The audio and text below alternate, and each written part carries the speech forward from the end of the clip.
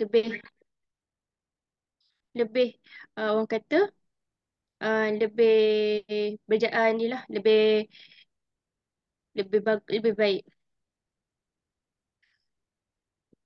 Semua ni dah berdaftar ke untuk perniagaan dalam ni? Tadi Kak Yan dah tanya juga. Okey, sekarang kita Mm-mm. tanya lagi satu kali dekat ruangan chat semua orang. Siapa yang ada SSM tulis 555. Okey, Culin ada, Kak Raja ada, Hakim ada, Kak Zarina ada. Oh, almost there. Okey. Um, Ramai saya juga, boleh. ya bagus. Okey. Mm-mm. Saya rasa dalam 50%. Betul. Okay. Ini majoriti ni berdaftar di bawah enterprise ke? Personal, apa sole proprietor ke?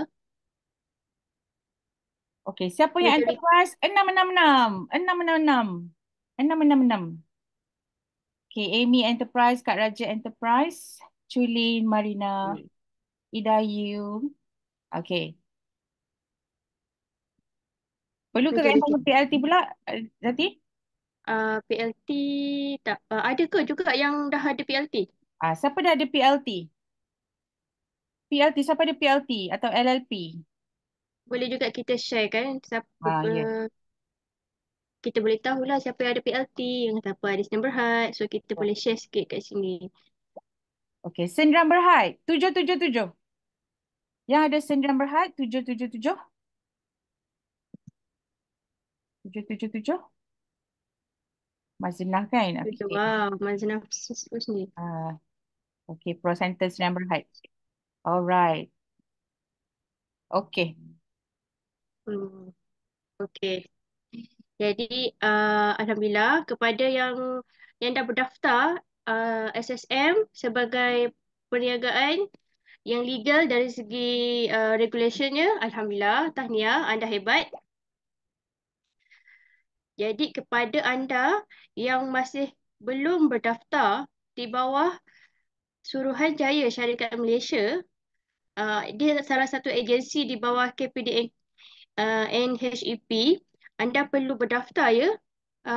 Pendaftaran perniagaan ni, ini merupakan langkah-langkah yang perlu anda follow, yang anda perlu ikut sebagai peniaga di Malaysia. Yang pertama, anda perlu berdaftar ke perniagaan anda, tak kira lah anda berniaga kecilan ataupun mempunyai matlamat nak memperbesarkan perniagaan. Perkara pertama, anda perlu berdaftar perniagaan anda. Yang kedua, langkah kedua, anda perlu buka akaun bank atas nama syarikat anda. Langkah ketiga, setiap rekod jualan, setiap rekod perbelanjaan, setiap rekod duit keluar dan masuk, anda perlu rekod dalam suatu laporan. Kemudian, selepas rekod jualan dan pembelanjaan telah dilakukan, telah dibuat dengan lengkap dalam tempoh 1 tahun, anda akan bukukan dokumen-dokumen tersebut sebagai akaun tahunan anda. Dan yang terakhir, anda perlu isytiharkan akaun anda sebagai taksiran cukai dan anda perlu buat pembayaran cukai. Mesti ramai yang tertanya, kenapa kita kena buat kelima-lima perkara ni?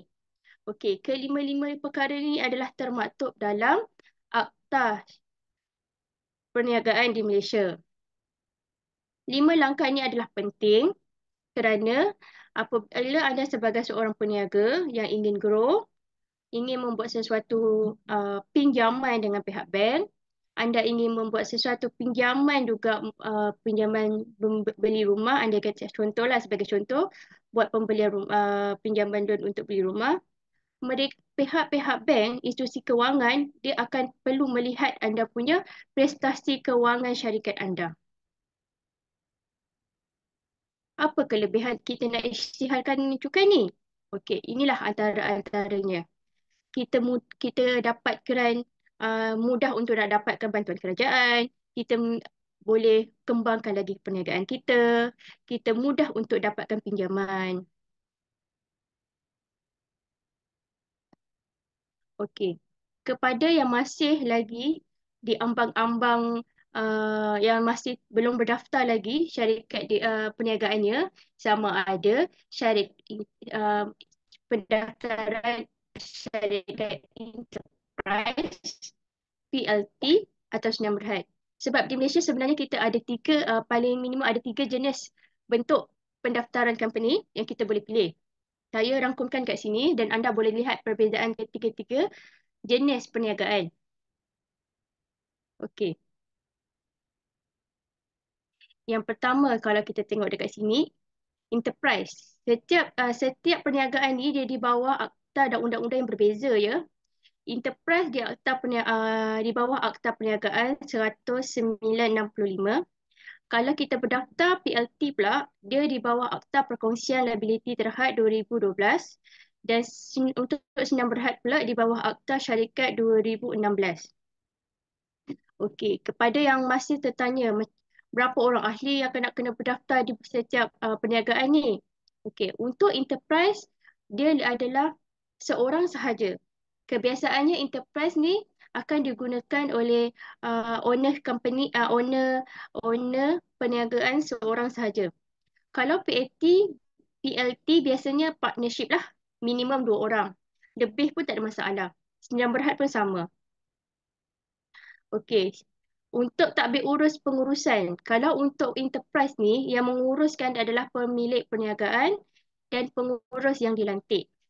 Kalau untuk PLT ni pula, dia punya tadbir urus adalah rakan kongsi dan compliance officer. Biasanya compliance officer ni dia dilantik oleh pemilik PLT ataupun di kalangan ahli PLT juga. Tapi berbezanya dengan Sdn Bhd ialah yang tadbir urus dan pengurusan adalah pemegang saham syarikat serta pengarah syarikat. Walau bagaimanapun, ketiga-tiga company ini memerlukan penasihat akaunten yang bertauliah lah untuk kita mendapatkan nasihat dari segi perekodan perakaunan kita. Sebab setiap perekodan perakaunan tu perlulah mengikut standard yang telah ditetapkan oleh pihak LSDM. Namun untuk enterprise dengan PLT ni, akaun dia tidak perlu diaudit oleh jurun audit dan dia juga tidak perlu melantik syarikat setiausaha. Tetapi Sdn Bhd Sdn Bhd sahaja yang memerlukan syarikat setiausaha dan juru audit yang bertauliah uh, untuk mengesahkan akaun tahunan.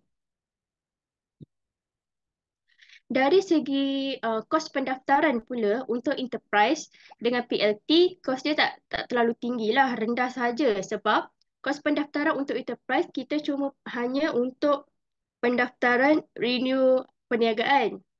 Kalau kita pergi dekat HSM mungkin untuk 1 tahun RM70. Untuk 5 tahun dia ada pengiraan lah berapa kan. Kalau untuk PLT pun sama, tapi untuk Sdn Bhd ni memang kos dia agak tinggi lah. Starting 2000 something tak silap saya. Dan dia ada kos tambahan iaitu kos setiausaha. Kos setiausaha ni dia akan charge secara bulanan lah. Dia depends pada syarikat setiausaha berapa dia charge monthly. Pendaftaran, siapa yang boleh mendaftarkan enterprise ni? Untuk enterprise, pemilik boleh pergi daftar sendiri di kaunter SSM atau di laman web Isbil SSM. PLT pun sama. Pemilik boleh pergi direct ke SSM atau pergi ke laman web rasmi SSM untuk daftar PLT. Tetapi untuk Sdn Bhd, anda perlu berjumpa dengan syarikat setiausaha untuk berdaftarkan nama company anda. Perbezaan ketiga-tiga ni adalah bergantung juga kepada percukaian. Bila kita dah daftar kita punya perniagaan kita, dan kita nak tahu apa perbezaan ketiga-tiga ni, apa benefit yang kita perlu tahu. Okey, kita tengok pada setiap kadar cukar yang dikenakan. Inilah yang membezakan setiap peniaga, setiap entiti, kadar cukai yang dikenakan. Biasanya kalau enterprise, kalau kita tengok, dia akan dikenakan atas nama owner. Contoh, uh, Maznah Enterprise. Ini contoh Maznah Enterprise. So jadi nama ownernya Maznah bin Hamid. So jadi dia punya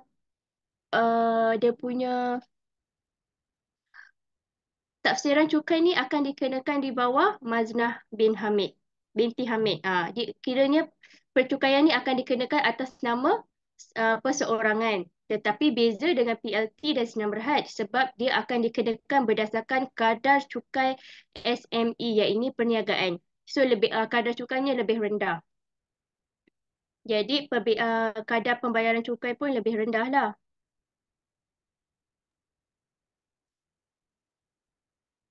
Zati, sekejap. Patah balik tadi. Patah balik tadi. Okey, kepada trainer, Seterusnya uh, kita katakan, ya, yang tadi, patah okey. balik. Zati, patah balik tadi. Baik, okey. Sekejap Oh, Zati, sekejap okey. Okey, semasa Kak yang next tadi. Okey, masa Kak yang bincang dengan Zati, okey, kita Mm-mm. bincang tentang trainer-trainer dan trainerpreneur yang mendapat kita panggil training fee. Okey, training fee. Okey. Jadi saya nak tanya Culin lah, Culin. Sebab Culin ada kat situ. Nanti saya tanya Aizat pula So untung tahu siapa yang buka video, kita tanya. Lepas tu Rosalie pula. Okey. Culin, mana kau? Eh, Culin? Dia dah hilang pula. Ke aku tak nampak. Oh, dah tak. Tu ada. Mana dia, Culin? Say something. Ya, ya, Kak Yan. Alright. Culin, contohlah kata sebagai trainerpreneur, you mendapat income dan income tu yang daripada latihan-latihan yang kita dah jalankan. Okey, contohnya Culin ada nak buka company. Sama ada nak buka enterprise yang taxnya adalah 28%, ataupun you nak buka PLT yang tax dia adalah 17%. Dan untuk mendaftar, betul tak Zati? Kalau macam enterprise, dia ada yearly renewal. Tapi Betul. kalau PLT, sekali you masuk, selamanya 500 ya Zati? Rate lebih sekarang lebih kurang rate tu lah 500. 500. Sekali pendaftaran sahaja, tiada renewal. Seumur hidup 500, okey? So saya tanya Culin, kalau Culin lah kata nak buka company, ada company, sebab kan nanti nak beli kereta, nak tambah rumah, nak buat loan, nak buka center kan, nak kenalah ada documentation. Jadi, mana satu yang lebih baik? Enterprise atau PLT? PLT ya. PLT, okey? Sebenarnya Kak Yan pun sebenarnya masa buka company pada tahun 2014, macam Mazna, masa tu enterprise tak boleh jadi TP. Masa itulah. Jadi yang boleh jadi TP adalah PLT dengan Sdn Bhd. Sekarang saya nak tanya Aizat pula. Aizat Okey. Ya saya. Katalah waktu itu Kak yang buka company nama dia Cat Solution PLT. Tahun 2014. 10 tahun dah. So bila Kak yang buka Cat Solution PLT tahun 2014 dan Kak yang nampak bestnya kalau saya jadi Sdn Bhd. Di mana saya buka Sdn Bhd pada 2018. Okey. Sebab apa? Agak-agak sebab apa? Daripada PLT tu, saya upgrade jadi Sdn Bhd.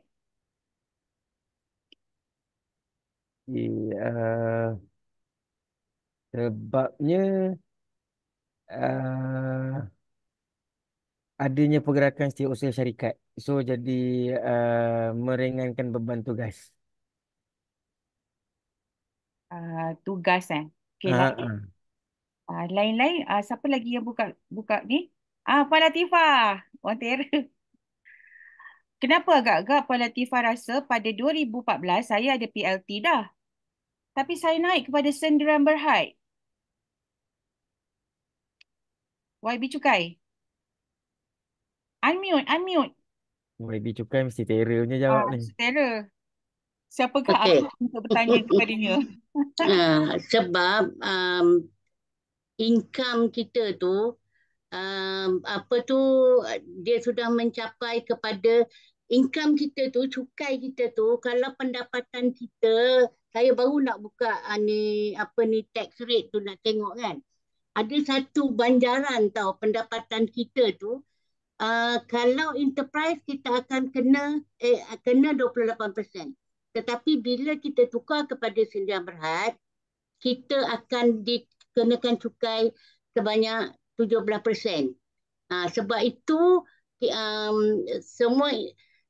semua enterprise kalau dah mencapai kepada tahap banjaran pendapatan tu, memang selalunya kita cadangkan supaya dia buka Sdn Bhd.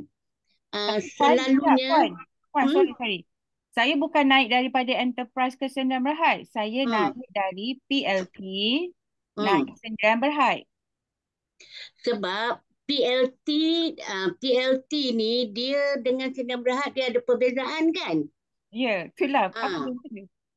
beza? Perbezaan dia sebab PLT ni dia lebih kurang macam enterprise. Dia bukan ke arah Sdn Bhd lah. Ya. Kalau Nama saya lah kan. Maksudnya dekat itu masih diri saya, Mahiran. Sdn Bhd ni dia dah jadi company. Betul. Company lah. So kalau something happen to the company. Okey, boleh nak betulkan fakta sikit tak? Boleh. Silakan. Ambil masa bukan ambil masa, sekejap je. Boleh. Kita je ni. Kalau kita berregister, kita ada SSM, kita akan dicukai atas nama SSM tu. Tapi kalau kita tak ada SSM, kita akan dicukai atas nama personal kita. Itu bezalah, sebab tadi saya dengar kata guna nama personal kan. Kalau you register dengan SSM, you will be tax under your SSM punya enterprise punya nama. Tu je lah saya nak tambah. Okay, thank you Puan. Ya, betul. Okay, jadi as overall, okay, apa direction ataupun kita panggil milestone yang kita nak bawa dalam trainer-trainer adalah sebab anda semua, saya nampak diri saya dalam diri anda saya dahulu. Di mana masa Kak Yan pergi kelas-kelas sifu-sifu yang ada, masa tu mula-mula sekali tengah kerja makan gaji, satu sifu ternama ni kata kalau nak kaya berniaga. Balik je daripada kelas tu, Kak Yan resign, buka resign form, nak berniaga. Umur 37 tahun, saya buka company lah, PLT. Lepas tu belajar lagi, dia cerita pula tentang bagusnya Sdn Bhd. Kita punya level dah macam mana, apa kita punya kebaikan-kebaikan dia, geran, loan, apa yang kita ada, portfolio sebagai Sdn Bhd tu sangat besar. So kita pun masa tu naikkan pula jadi Sdn Bhd. Macam tu So kita nak you dapat awareness. Okay, thank you Pak Latifah. Okay, Zati sambung.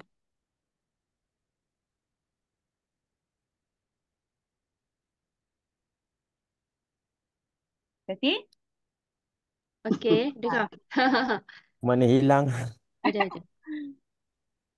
Okey, macam jadi semuanya dah faham tak perbezaan antara ketiga-tiga ni, dah boleh memilih lah antara ketiga-tiga yang mana yang sesuai untuk perniagaan anda Saya tak faham. Saya tak nampak beza antara PLT dengan enterprise tu. PLT dengan enterprise. Ah. Okey, kalau anda nak bayar tax, anda nak bayar tax tinggi ke rendah? Saya nak bayar tax rendah. Okey, cuba tengok pada kadar cukai. Biasanya orang nak cukai rendah, dia akan pilih PLT. Okay.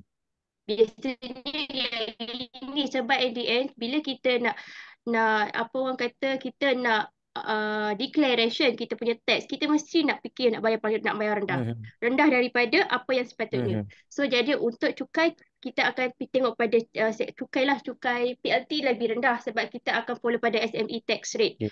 Tapi kalau enterprise biasanya kalau macam orang yang tak ada perniagaan, belum berdaftar, belum berniaga, Ini pandangan saya belum Mhm. berdaftar, belum berniaga, jadi dia tak tahu performa perniagaan dia macam mana, dia akan Mhm. memulakan langkah dengan enterprise. Bila Okey. enterprise dia dah grow, dia punya income pun dah maintain, dah mencapai Mhm. hit yang paling yang tinggi, semakin tinggi, sampai satu tahap dia memikirkan, cukai aku ni sangat tinggi lah, aku tak boleh nak hit sangat ni, tinggi sangat. Jadi dia dah boleh upgrade kepada PLT.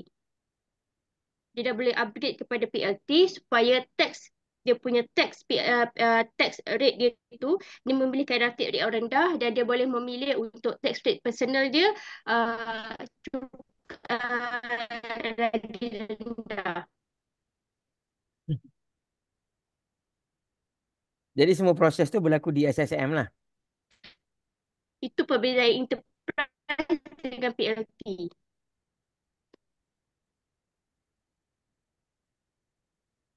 Betul, semua di SSM. Semua di SSM. Okey, ini base pada saya Ada punya lagi dari segi experience lah. pendaftaran ke, dari segi Okey, macam uh, sebelum ni saya pernah lah nak pergi daftar perniagaan. Tapi dia orang tak pernah pun cerita pasal enterprise, mm, PLT, Sdn Bhd ni. Bila pergi je dekat kaunter tu nak daftar perniagaan, dia terus bagi borang enterprise. Berapa ramai dia nak tanda. mm, Sebab tu kita kena buat kelas-kelas macam ni. Jad. Okey, okey, okey. Ha. dia sebenarnya Again, tadi kita belajar sikit. sebagai Ah, peniaga kita kena ni lah, kena buka minda, kita kena orang kata kita kena research sendiri yang mana yang terbaik untuk Okey. kita. Sebenarnya macam itulah. Baik, Kalau baik, baik. dekat SSM pun kalau kita bertanya dengan dia orang pun sebenarnya dia orang akan entertain. Tapi kalau macam kita mungkin tak dia pun tak tahu kita nak daftar di bawah perniagaan apa, dan mungkin kita pun tak ada awareness mana satu yang lebih baik. Jadi itulah mungkin salah satu, mereka terus tak apalah, enterprise je lah, buat pendaftaran enterprise je. Direct macam tu. Ya, ya, faham, Hmm. faham. Okey. Okey. Jadi saya teruskan dia. Boleh, boleh, boleh. Teruskan. Okey. Untuk yang Ada soalan sekejap. okey. Assalamualaikum. salam. Okay, nak tanya sikit boleh? Boleh, boleh. Okay, antara PLT dengan enterprise tu, contohnya kalau kita buat permohonan lah, any permohonan, contohnya loan ke apa kan, adakah PLT ni diorang akan uh, ada pertimbangan yang lain ke atau macam mana? Sama macam enterprise? Itu saja soalannya. Okey, Kak Raja. Zati jawab. Kau tak jawab, aku jawab. Masuk pertimbangan yang lain. Ha? Zati dengar tak soalan tadi? Maksudnya macam mana tadi? Ah, dia Ma- tanya antara Maksudnya macam mana tadi? enterprise dengan Dia PLT punya pertanyaan. mana lagi Ulang senang? balik. Kak Yan, apa? Soalan daripada Kak Raja, antara enterprise dengan PLT, kalau macam nak apply loan ke, geran ke, mana lagi senang? Betul, betul soalan tu.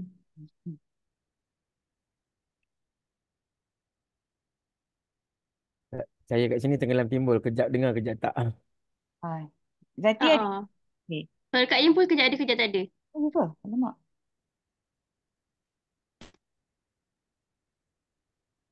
Jad, suara kak okey, Jad? Okey? Okay, kan? Ha.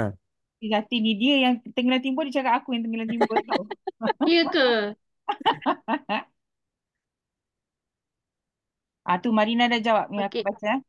Bergantung pada pendapatan bercukai. Kalau bawah 70,000 enterprise murah lagi, tax rate baru 11%. Okey. Tak, tadi soalan dia untuk nak ni Akak jawablah macam ni, Kak Raja. Kak Raja, okey, sebenarnya bila kita nak buat loan ni, first dia akan tengok portfolio kewangan kita. So portfolio kewangan kita ni dia akan tengok kita punya SSM, setiap tahun kita bayar tax. So setiap tax tu dia akan nampak lah keuntungan kita, kerugian kita, kita buat duit ke tak buat duit ke. Jadi portfolio ataupun performance kewangan kita tu yang menunjukkan ataupun memberi tanda ukur kepada mereka nak beri kita loan sebanyak berapa. Ataupun geran nak bagi kita banyak mana. Kalau portfolio kita cantik, mereka yang mengejar-ngejar kita. Ambillah Betul, loan dengan betul. aku. Ambillah Betul. loan dengan aku, dia kata. Duit kau banyak ni. Ambillah loan dengan aku. Macam tu Kak Raja. Okay, Okey? faham. So dia tak ada beza lah antara enterprise dengan PLT ni. Ya. Asalkan apa pun yang you ada, dia punya tax you cantik, duit keluar masuk you ada, ledger you ada, penyata kewangan you adalah cantik. Okey Kak, thank you. Alright. Okey, kalau daripada enterprise tadi nak ke PLT, dia boleh upgrade terus ke ataupun kena shutdown dulu enterprise tu baru buka PLT ataupun macam mana? Okey, Zati jawab yang tu, aku tak tahu jawapan dia. Okey, contoh kan, siapa nama tadi? Cik siapa? Right. Okey, tadi dah ada enterprise. Lepas tu, Nak upgrade katakan ke nak PLT. upgrade kepada PLT. Okey, Mhm. dia tak boleh upgrade sebab enterprise dengan PLT ni, sebab dia ada daripada agensi, bukan agensi lah, daripada atas yang berbeza kan. Hilang Kalau kita particular. buka sini. So jadi kita kena cut down kita punya enterprise dan kita kena daftar PLT yang lain lah maknanya. So dia separate entity lah maksudnya dua ni. Yes, betul. Okey. Betul-betul. Sama juga PLT nak naik Sembilan Berhad memang totally kena another nama, another set of registration. Ya. Okay, faham. Mampu. Kalau Puan Latifah, sebab tu tak lama lagi saya dah tak main dah 20%, aku dah main 30%. Okey, sambung lagi Zati.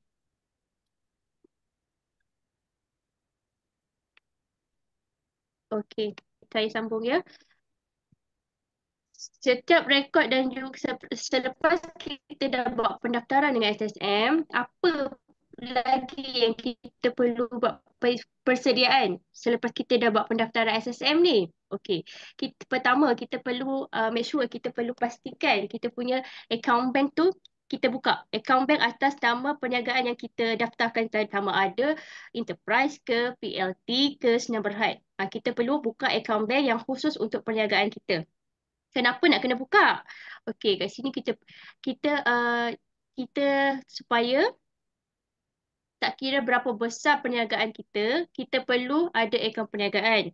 Kita tak nak suka-suka kita punya duit keluar dan masuk tu pakai ke akaun personal, sebab bank negara dia boleh detect kalau seseorang dah selalu melakukan transaksi keluar dan masuk dengan kadar rate yang tinggi, bank negara akan sekat kita punya akaun bank personal. So jadi yang mana dah ada enterprise, baik buka enterprise atas nama perniagaan masing-masing. Selain itu, account bank ni pula dia memberi kita panduan dan guideline kita untuk kita lihat keluar dan masuk kita macam mana. So kita boleh tahulah kita punya cash flow kita, pergerakan cash flow kita okey ke tak okey. Zati sekejap. Hmm? Zati sekejap. Okey, contoh, katalah Hmm? saya dalam trainerpreneur ni memang hari-hari saya bagi duit yang banyak kepada trainerpreneur. Dan Hmm? some of trainerpreneur ni dia menggunakan saving account. Maksudnya dia punya personal account. Dan ada juga yang gunakan company mereka lah, sama ada enterprise ataupun PLT, even ada yang Sendirian Berhad. Jadi dekat sini boleh tak Zati terangkan apa dia punya pro and cons bila kami sebagai TP transfer duit ni kepada trainerpreneur ni ke akaun persendirian dengan ke akaun bisnes mereka. Ke akaun persendirian ataupun ke akaun bisnes mereka. Ah, Okey, kalau macam kes Kak Yan tadi tu, Kak Yan kata Kak Yan ada trainer dan Kak Yan apa ni selalu akan transfer duit amount yang agak besar, mungkin 7,000 ke 9,000 ke untuk setiap trading yang dilakukan oleh trainer kepada akaun personal, iaitu akaun hmm. saving trainer tu. ah, Betul? Ya. Okey.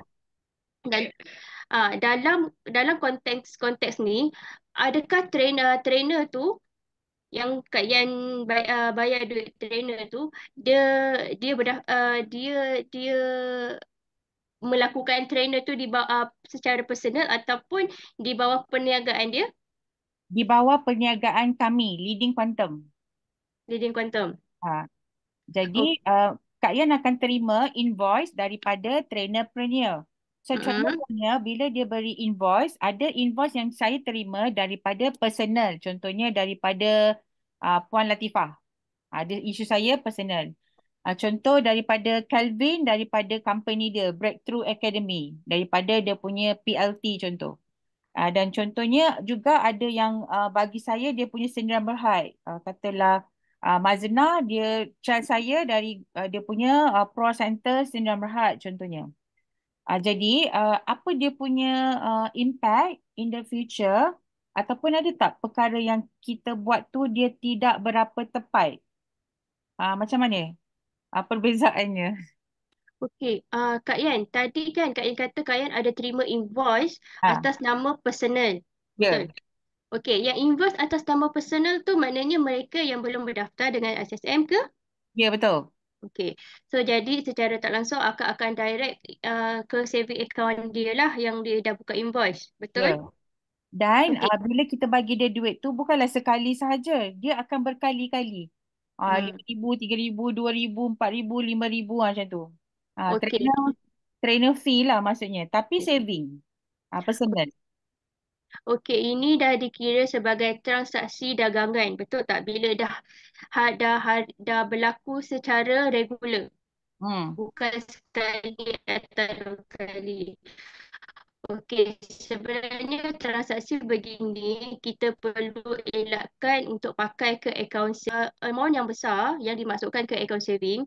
Pek- uh, ini bank negara akan akan boleh trace dan satu masa akaun bank ni akan di-block. Hmm. So jadinya saya sarankan kepada trainer ni supaya daftar SSM dan tolong buka akaun atas nama SSM tersebut untuk lebih selamat. Yeah, okay, thank you. Inilah yang Kak Ayan nak Ah, dengar-dengar. saya boleh tanya tak? Boleh? Okey, sekarang ni macam saya lah. Sekarang under LQC. Ah, Kalian juga LQC. So ya, kita berada di dalam interaksi ataupun antara syarikat yang sama. ya. Bukan maksudnya saya bergantung, okey saya bekerja dalam seolah-olah macam bekerja dengan LQC lah. Ya, So adakah ini terpakai juga ya. Okey, Cik Rozali tengok satu contoh. organisasi yang sama? Ya, ya, saya terangkan boleh? Hmm. Okey, tengok Contoh training tu adalah RM6,000. Training satu hari, RM6,000 lah jalan. Lepas tu saya akan transfer kepada trainer-trainer 4,560. Okey?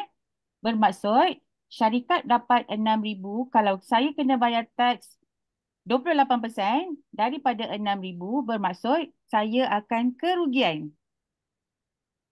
Okey? Jadi 4,560 bila kita transfer kepada trainer-trainer, ini adalah dagangan trainer-trainer di mana syarikat hanya membuat duit 1,200. 1,200. So apa yang saya nak galakkan adalah trainer-trainer, perkara pertama yang anda kena buat adalah daftar syarikat. Lepas daftar syarikat, anda akan ada current account kerana kami sudah mula untuk transfer kuantiti ataupun amount yang sangat banyak. Selalunya sehari saya akan transfer 40,000, 30,000, 50,000. Dan kami sudah ditanya sebenarnya. Okey? So bila kita ditanya, duit ini pergi mana? Bila jawapan dia duit ini pergi kepada personal dan itu adalah dagangan, dia akan menjadi illegal. Illegal. Walaupun dalam syarikat yang sama. Ya, Saya sebab cerita pasal mungkin kalau syarikat lain atau entiti lain yang tak berdaftar sebagai LQC punya entiti, itu betul saya faham. ya, Contohnya dari saya syarikat B ke atau orang personal yang tak ada kaitan dengan LQC, itu saya faham. What I'm talking about now, dalam kita punya collaboration, kan, contohnya lah, kita ada collaboration dalam syarikat, sekiranya saya menjalankan tugas A, percentage akan dibayar sebagai macam marketing officer lah ataupun trainer apa ni trainer fees. itu So boleh. ada dua keadaan yang berbeza ni. Trainer Itu di bawah LQC dengan apa tu trainer. boleh, Cik Rozali. Itu kalau Cik Rozali adalah Kak Ani. Kak Ani saya bayar gaji. Saya bayar Kak Ani punya gaji contoh 3,000 setiap bulan. Kak Ani tak ambil income 40,000, 30,000, 5,000, 6,000. Bermaksud dia pekerja kita. Di sini Cik Rozali adalah entiti berlainan. Walaupun buat anda LQ Consultancy. Okay. Jadi, kita takkan suruhlah pergi Sdn Bhd dulu. Tapi kita nak mengajar ataupun kita nak semua orang ada satu portfolio yang cantik dengan memulakan dengan enterprise dahulu. Macam tu. Okey? Cik Rozali, boleh? Boleh lah, separuh aja boleh. Ah, dan lagi Faham lah satu, tu. dan lagi satu, kalau Tak apa jelas lah. okey, kalau trainer-preneur, kita bagi you sebenarnya 20-80. You adalah getting 80%. 80% ini kalau ikutkan dia bukanlah you bekerja dengan kita. Kalau you bekerja dengan kita, kita bagi commission, could be yang 20% tu. Tapi you are getting 80%. Dalam company syarikat, Leading Quantum, company akan nampak saya dapat 6,000. Tetapi 6,000 ini 4,560 adalah milik trainer-preneur. Dan 4,560 ini adalah hasil perniagaan. Berniaga. Okey? Dan bila dia adalah perniagaan, untuk tax kami mestilah melakukan aktiviti-aktiviti yang legal. Okey? Boleh Cik Razali? Okey, Okay, sama okay, tadi. okay.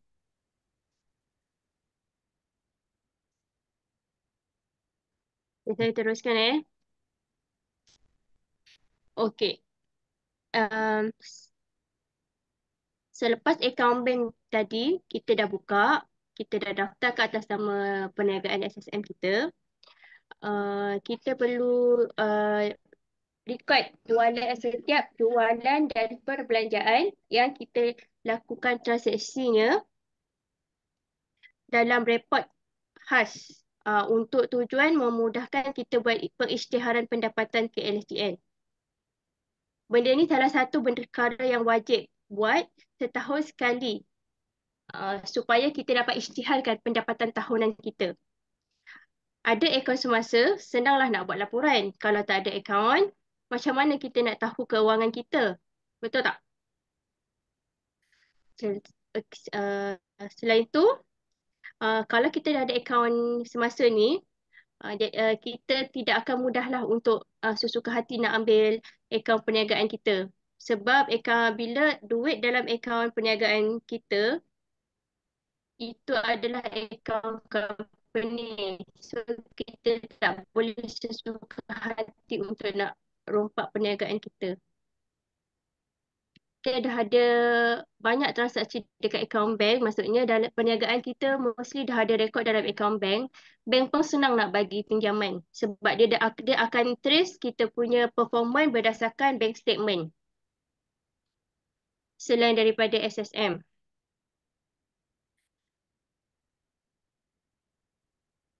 Okey tak bab tu? Sebelum saya masuk ke next berkaitan dengan perkayaan. Okey, okey, okey. Cantik, cantik. Cantik. Okey? Okay. Okey, sekarang saya akan beralih kepada percukaian. Percukaian pendapatan ialah cukai yang dikenakan pada setiap tahun terhadap seseorang yang menerima pendapatan bersifat hasil.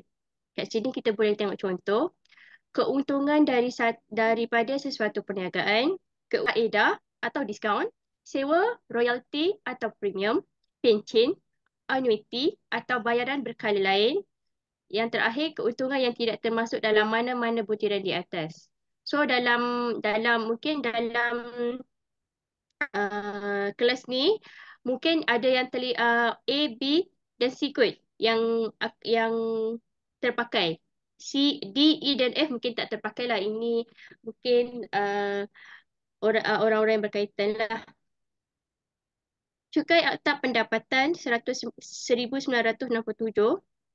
menguatkuasaan hal ehwal pentadbiran dan kutipan cukai, pendapatan ke atas orang dan pendapatan yang layak dikenakan cukai.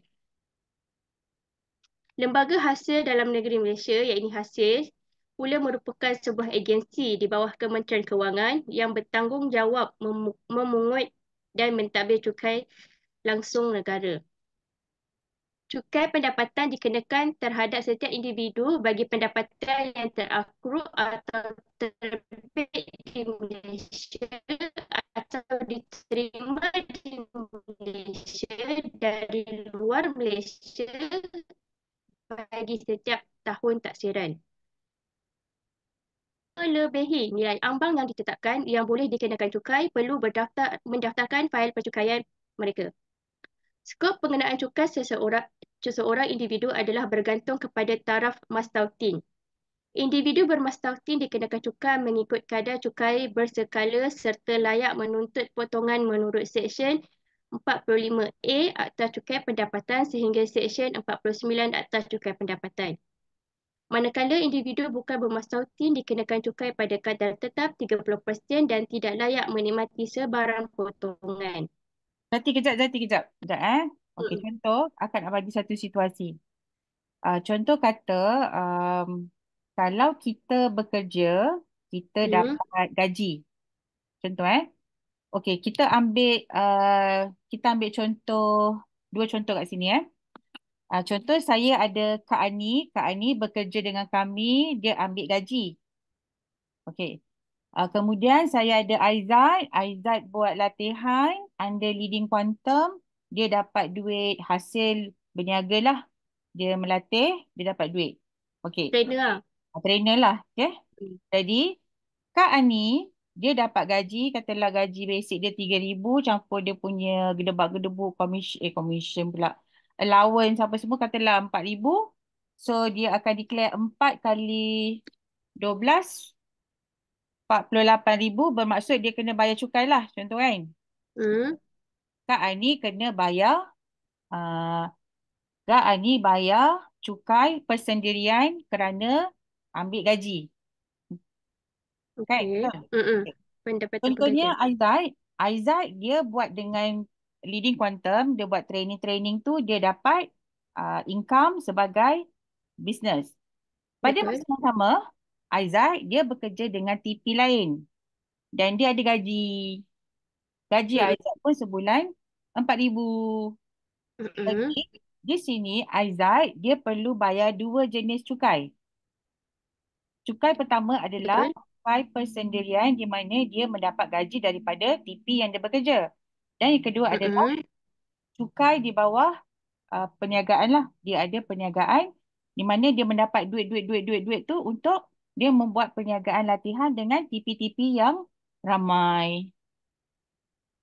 Okey, betul-betul. So Kak Aini tolak pelepasan cukai, beli komputer ke apa semua, dia akan dapat pendapatan bercukai untuk dia bayar sebagai perseorangan. Dan Kak Ani tak perlu bayar untuk yang perniagaan lah sebab dia tak ada ambil komisen, dia tak ada ambil apa-apalah. Betul tak? Betul. Okay. Jadi yang sini saya nak semua jelas, okey? Sebab bila saya percaya sebab kita kena dalam agama kita pun kita kena patuh kepada kerajaan dan ini adalah undang-undang dan sebenarnya bila kita patuh kepada kerajaan, kita patuh kepada penguatkuasa, insya-Allah apa yang kita buat tu lebih berkat. Duit tu dia lebih nampaklah. Nampaklah dia pergi mana. Kalau tak mungkin kita terpaksa betulkan macam-macam. Kita kena pergi, duit tu kena pergi tempat yang kita tak nampak lah. Okay? Okay, sama Zati. Itu je. Okey. Betul lah tadi macam Kak Yan cakap.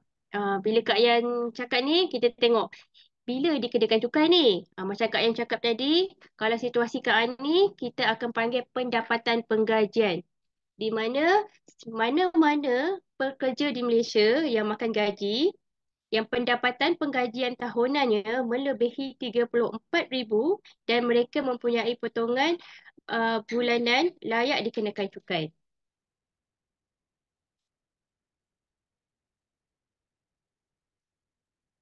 Okey, ini adalah contoh lah ya. Ini contoh untuk orang yang makan gaji. Yang mana tadi dia ada pengiraan dia. Ini contoh pendapatan tahunan yang mana untuk diri sendiri tahunannya dia dah 37,000 lebih. Dia dah layak untuk buat pendaftaran dengan LSDN. Yang ni pendapatan bulanan. Yang ni dia ada status, maksudnya status taksiran berasingan. Ni status bersama. Yang berkahwin, tak ada anak, berkahwin ada anak, dan berkahwin ada 2 orang anak. Ini guideline lah. Ini semua guideline ni saya dapat daripada website LSDN. Okey. Yang macam Kak Ni cakap tadi, untuk yang siapa tadi, Encik siapa tadi? Dia ada Aizat. pendapatan, Cik Aizat, dia ada pendapatan, tadi ada pendapatan penggajian. Selain itu, dia juga ada pendapatan perniagaan. Ini contohnya. Keuntungan yang diperolehi daripada menjalankan perniagaan, perdagangan, pencarian atau profesion adalah merupakan pendapatan yang layak dikenakan cukai, termasuk sebarang bentuk perniagaan atau perkhidmatan yang tidak berdaftar dengan mana-mana pihak berkuasa. Maknanya, kalau dekat sini kita dah nampaklah ekonomi bayangan. Yang ini milikan tunggal ni dia bekerja sendirilah, yang individu yang Right. menjalankan perniagaan secara perseorangan atau perkongsian. PLT atau Sdn Bhd. Ini contoh-contoh perniagaan termasuklah perkhidmatan yang entrepreneur lakukan lah. Dia di bawah perkhidmatan.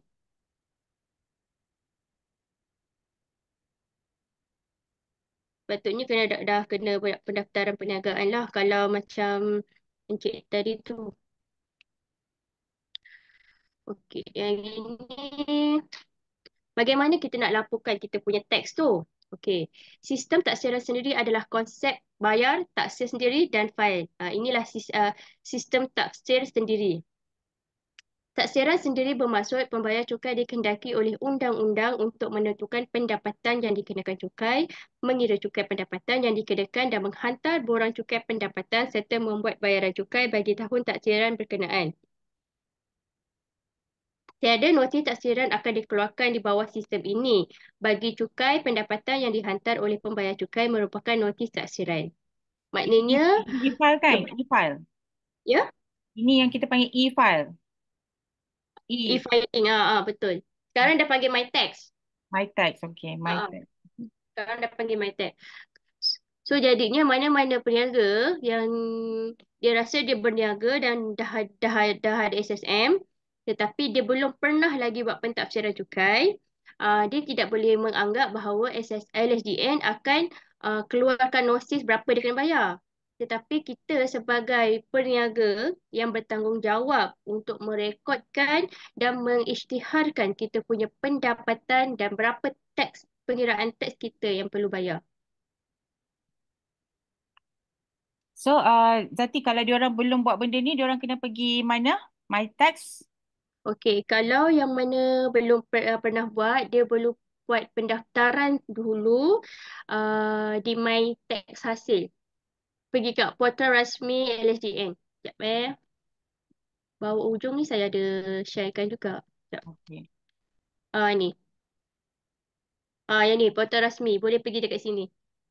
Kat situ nanti kita ada guideline, akan ada guide satu-satu. Macam mana cara pendaftaran untuk individu. Hmm.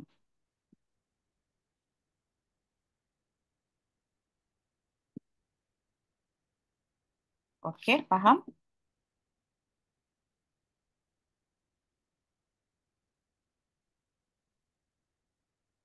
Okey. Untuk taksiran sendiri ni, dia ada, kalau kita dalam kelas ni mungkin saya rasa yang berkaitan mungkin borang BE dan borang B sahaja. Apa perbezaan kedua borang ni? Okey, borang B ni adalah borang pelaporan cukai bagi individu yang bermastautin dengan punca pendapatan penggajian dan pendapatan lain, maksudnya tidak termasuk perniagaan. Maknanya, mana-mana individu yang makan gaji dan tiada sebarang perniagaan kita akan tafsirkan di bawah borang BE.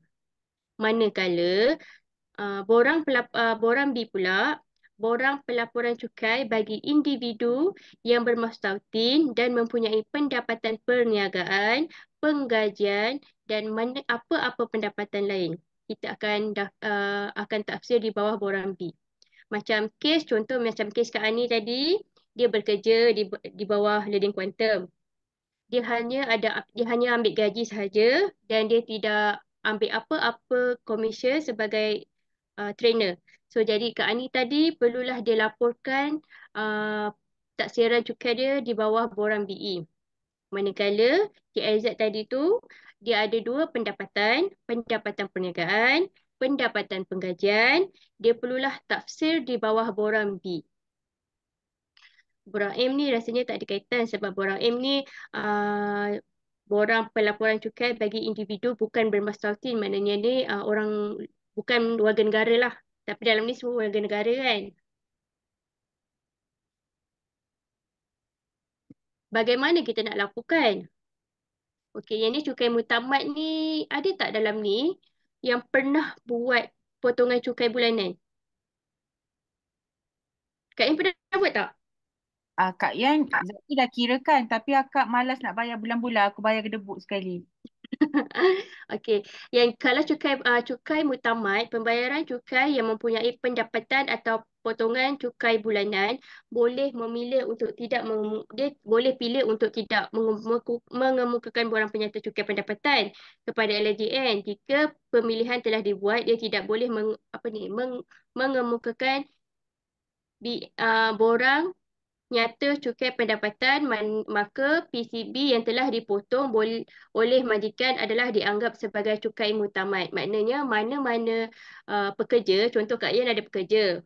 Okay, Kak Yan dah bayarkan dia punya PCB, jadinya pekerja ni tak nak taksir cukai. Maka tak ada masalah sebab sebagai majikan Kak Yan dah buat potongan cukai bulanan dia. Ada. Bulanan. Okey, potong bulanan. Itulah. Itu kita panggil cukai mutamat. Cukai ni dia berkuat kuasa pada tahun 2014 baru lagi lah. Itu yang kalau dia terlebih bayar kita dapat duit instead of bayar kan? Betul. Okay. Pernah lah masa kerja dulu tiba-tiba dapat duit macam duit datang daripada langit. Sebab masa ni kan masa tu Kak Yang bekerja dengan satu company je kan? Satu majikan kan? Ya. PCB dia dah tolak. Betul. Okay, refund. Okay. Untuk cukai mutamat ni, kelayakan pembayar cukai bekerja hanya dengan satu majikan sahaja. Suami atau isteri tidak boleh buat pilihan untuk ditaksir bersama di bawah Seksyen 45 Akta Cukai Pendapatan. PCB dipotong mengikut kaedah-kaedah cukai pendapatan atau tiada PCB dipotong kerana pendapatan di bawah tahap dikenakan potongan PCB. Yang ini PCB kosong. Majikan diwajibkan. Sekejap. Nak bagi contoh. Okey. Contoh, Aizat tadi dia kena bayar untuk BE dan B. Okey. Aizat. Aizat tadi. Okey. Lepas tu. Kenapa? Kenapa? Taklah contoh Apa ni. Kena bayar B dengan BE? Tak, dia kerja makan gaji. Kalau dia kerja makan gaji juga. Lepas tu dia pun buat business training juga. Kalau status Aizat, setiap individu di Malaysia hanya boleh mengemukakan dia punya taksiran cukai satu borang je. Dia tak boleh sampai dua borang. Oh, okey. Maksudnya dia BE lah, dia BE lah, dia BE. Okey. Dia kalau untuk Aizat borang B. B. Okey, Aizat B. Okey, contoh dekat Aizat punya B, dekat dia taksiran tu, contoh dia punya pengecualian ataupun kita panggil apa yang tolak-tolak tu, aku tak tahu nama dia. Katalah anak Aizat 4. Pelepasan. Pelepasan. Aizat ada anak 4. Okey. So, pelepasan.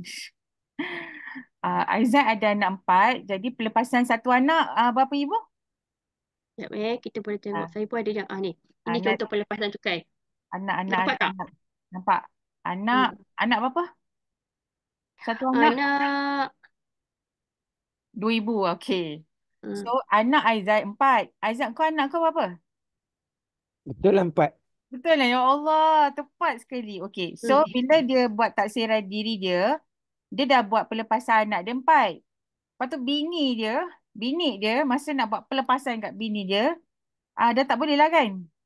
Betul. Setiap anak hanya seorang sahaja yang layak untuk mendapat pelepasan. Okey. Ataupun contoh ada 4 orang anak. Kena Hmm. bagi 2 lah.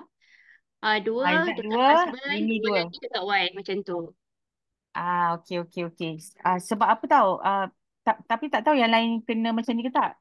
Kak Yan dengan suami, kita orang ada nombor teks yang sama, cuma Kak Yan punya ada nombor 1 kat belakang.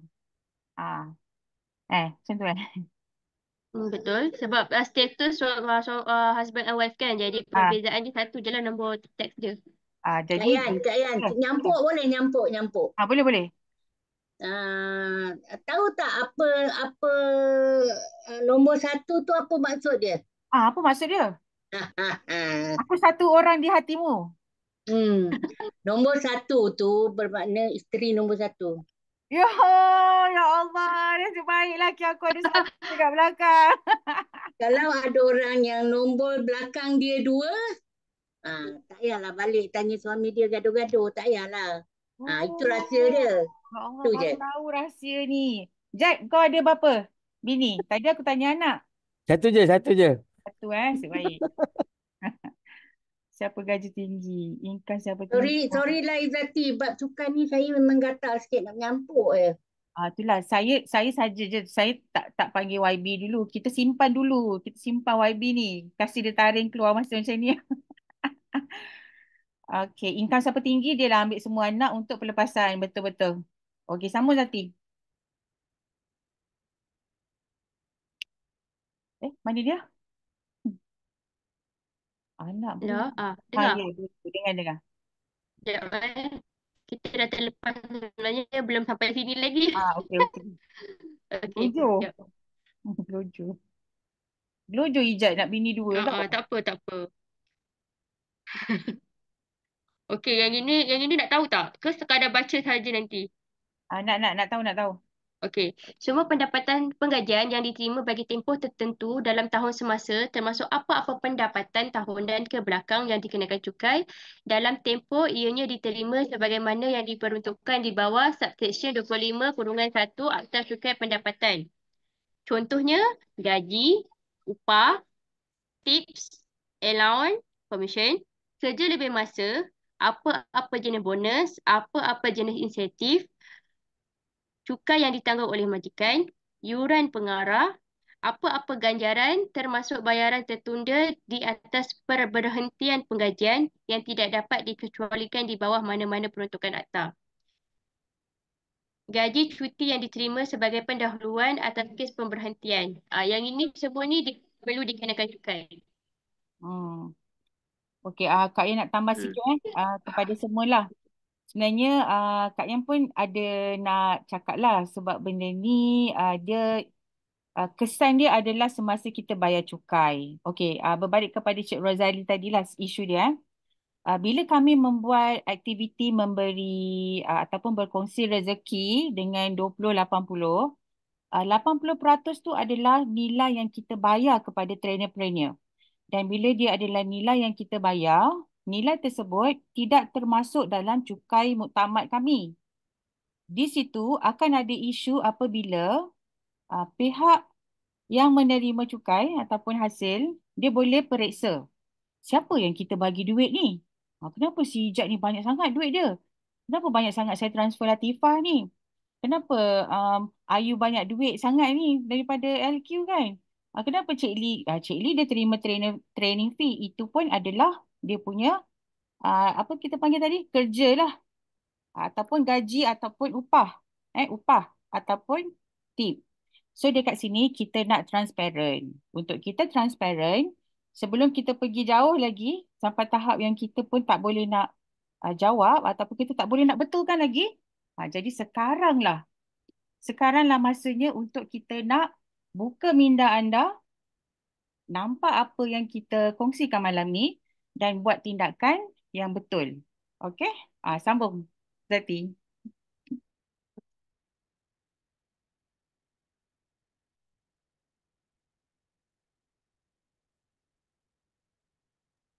Mana dia? Okay. Okey. Dia tak Kak Yan dengar. nak tanya sikit. Ya Kan? boleh. Ya. So kalau macam tu, Cik Lee bola BE ke bola D? You borang B. B eh? Sebab kau tak makan gaji dengan aku. Okey. Roger. Okay. Kak Yan, nak tanya Kak Ina. Kak Yan, dekat Kak Yan punya account, when you pay the so-called entrepreneur, Okay. of course you cannot use commission kan, because kalau commission is like an agent dan melibatkan CP58. So in your PNL, you put the item as apa? Training fee. Training fee, okay. So it's training fee, but the challenge is kalau dia training fee tu pergi ke individual, dia akan query lah, betul? Ya, sebab itulah kita nak sharing malam ni, Kak Ina. Faham. Okey. Nampak Sebab, Sebab apa, Kak? apa Kak Ina just nak tahu term dia. Kalau as long Okay. as you tak guna term commission tu should be okay lah. Sebab tadi Kak Yan guna ayat perkataan bagi commission dekat ni. Kalau bagi commission kang dia dah melibatkan CP58. Betul. Zati ada cakap dengan saya sebab commission tu under akta lain dia cakap. Akta lain. Saya guna training fee. Lepas tu kita pula yang terima tu jangan claim benda tu commission. Dia akan query jugalah. Sama lah term tu. You all selalu diorang akan bagi saya training fee. So dekat invoice tu training fee lah. Okay. Betul. Thank you Kak Ina. Okay. Okay Zati. Okay. Saya sambung ya. Okay. Tempoh pelaporan taksiran cukai individu dia berbeza. Kalau dekat sini pelaporan secara manual untuk borang BE dia setiap tahun dia rutin sebelum atau pada 30 April setiap tahun untuk borang BE. Manakala borang B pula kita akan submit borang B sebelum atau pada 30 Jun setiap tahun. Yang borang B ni dia akan extend masa sikit sehingga pertengahan tahun. Contoh, mana-mana company enterprise untuk akaun Januari 2023, tutup akaun 31 Disember 2023, dia akan submit borang B dan borang B akan di-declare sehingga dia boleh declare sehingga sebelum 30 Jun 2024. Itu secara manual. Kalau secara atas talian ni, dia lagi lama sikit lah tempoh yang dia bagi, LHN bagi. Untuk borang B, sebelum atau pada 15 Mei, manakala borang B 15 Julai setiap tahun.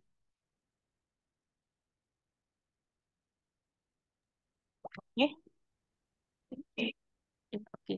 Ini contoh pelepasan-pelepasan yang anda perlu tahu, yang anda perlu study. Contoh pelepasan individu. Secara automatik individu akan dapat pelepasan sebanyak 9,000. Kalau ada individu yang kurang upaya akan dapat pelepasan, make sure dia kena ada kad daripada JKM dah. Kad orang OKU tu. Ataupun suami isteri yang ada OKU. Yang ada bekas suami isteri. Ini adalah contoh-contohnya. You kena study jugalah sebab yang setiap pelepasan ni dia ada section dia tersendiri. So Ijat kau ada bekas isteri tak situ?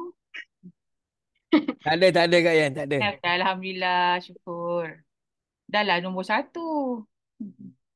Oh tapi yang Puan Latifah biasanya kalau saya nampak orang akan nampak apa Zati? Orang akan suka claim bahagian gaya hidup.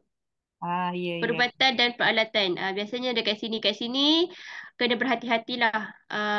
Tak boleh suka-suka kita apa orang kata kita nak claim. Yang ini dia ada prasyarat dia. Macam contoh gaya hidup, kita ada beli laptop.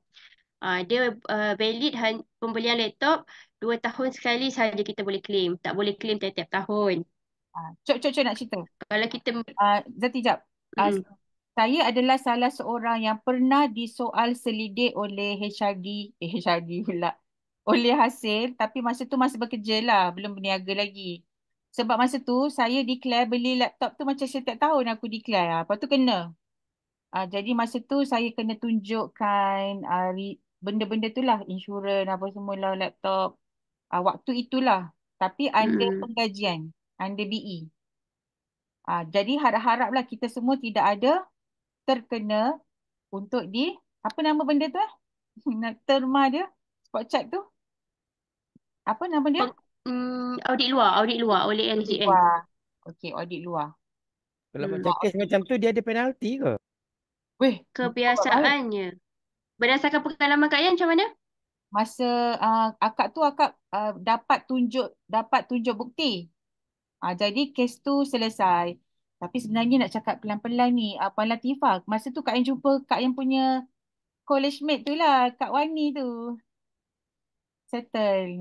Sebenarnya maksudnya yang Puan Latifah satu office dengan dia. Memang ada isu last minute sebab Siapa? Wani, Kak Wani. Wani mana? Azwani Azwani, yes. Oh. Dia sekarang kat Akademi Percukaian. Best.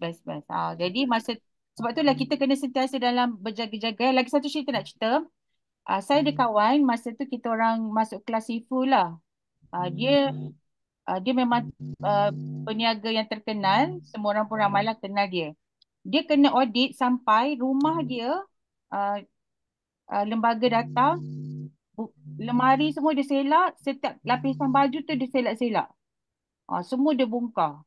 Kan, Puan Latifah, kalau macam tu sekali kalau kena. Kalau macam tu, mungkin kes dia dah masuk investigation. Saya pun ada pengalaman. Saya pergi raid ke rumah orang. Raid saya nama dia, takutnya. Betul. Sebab itu jangan main-main dengan income tax. Dan saya raid tu, masa tu bukan tuan rumah yang takut, saya yang takut. Sebab apa? Sebab tengok isteri dia tu pucat rasa muka. Tetapi kita orang disuruh untuk dah macam kes polis kan. Buka semua sekali tahu. Dalam almari dia angkat baju duit, angkat even dia punya panties pun duit. Dalam setiap lipatan tu semua duit. Wow. Dalam flash pun duit. Jadi jangan sampai kena income tax datang lah buat audit. Sebab tu bagi kita yang baru-baru, entrepreneur yang baru-baru, marketer ni kan. Yang penting simpan rekod. Dokumen kena lengkap. Mesti ada. Betul, mesti ada. Okay. Mesti ada gam dengan kertas A4. Gam dengan kertas A4. Bil-bil tu tampal. Betul. Kalau carbon random tu boleh hilang, carbon tu tulis tarikh, harga, entertainment ke, bil ke, stationery ke, aircon ke, tulis pakai pen. Nak tulis pun ada cara, dengan jangan sebarang-sebarang tulis. Itu nanti saya cerita sesi lain lah. Boleh. Okay. Kalau kita scan je bil-bil resit tu kita simpan dalam kom boleh tak? Boleh. Diterima tak? Asalkan kau boleh tunjuk bukti dah ada masalah. I see. Income tax cuma nak tahu je apa bukti. Okey, nanti 7 tahun Janji simpan documentation selama 7 tahun. 7 tahun. Okey, 7 Documentation. tahun. 7 tahun mesti simpan. Sebab kadang-kadang bukan 2024 contohlah 2022 kita dah declare. Bukan tahun ni dia akan audit. Mungkin 4-5 tahun akan datang dia baru akan bangkitkan kita punya taksiran. So jadi time tu kita kena berhati-hati dan beware lah setiap kita punya segala perekodan kita. Okay, faham? Zati tanya pasal untuk zakat ni unlimited. Okay. Alright, kita dah boleh. Sebenarnya kalau untuk rebate zakat ni, kita memang ada rebate. Kat sini ada rebate zakat. Zakat ni kalau untuk company enterprise di bawah ini specialnya lah kalau bagi pendaftar peniaga di bawah enterprise zakat ni dia boleh dapat 100% relief rebate. Tapi kalau untuk PLT Des dan Berhad hanya 2.5% berdasarkan cukai berkanun. Maksudnya contoh kalau untuk PLT dengan Sinar Berhad dia bayar zakat 5,000. Tapi tak semua 5,000 dia akan boleh claim untuk dapat rebate. Hanya 25% daripada pendapatan berkanun yang terhad kat situ je. Tapi kalau untuk enterprise, company enterprise yang menggunakan atas nama enterprise atau yang menggunakan atas nama personal, dia boleh claim 100%. Contoh, kita bayar 5,000. So, kita boleh dapat rebate 5,000 untuk zakat. Jadi bayarlah zakat lebih yang enterprise tu. So, katakan ada outstanding, mana kena bayar dengan CTN, katakanlah 50,000 kan. So enterprise ni bagus sikit kan 50,000. Tapi kita bayar zakat 25,000. Ada balance lagi arrears 25,000. So maknanya untuk kita tak nak bayar dekat LCDN, kita terus bayar lagi zakat 25,000. Boleh macam tu? Contohnya kalau kita buat pengiraan tax, kita buat pengiraan tax, kita kena buat, kalau ikutkan tax kena bayar 25,000. Tapi kita dah buat zakat berapa tadi? Lebih daripada tax rate Tak, tax yang kena katakan bayar. 25,000 tapi kita baru bayar 20,000, ada balance lagi 5,000. So kalau kita tak nak bayar dekat LCDN, kita bayar je zakat 5,000. So Boleh. boleh kan? Pembayaran zakat adalah dalam tempoh perakaunan yang direkodkan, tempoh asas. Contohnya, taksiran cukai tempoh asasnya pada tahun 2022, maka zakat pun pembayaran zakat, resit pembayaran zakat pun dalam tempoh tahun 2022. Ikut kalender year kan? Betul. Okey, faham. Ya, okey. Cantik. Cik D bayar zakat lebih ni. Tak apa, dia punya tax planning dia tu bagus. Okey, ini kadar cukai lah. Kadar-kadar yang saya tunjuk ni kadar cukai. Yang ini yang terkini, yang akan datang ni. Untuk taksiran 2023 yang saya ambil daripada website LHDN.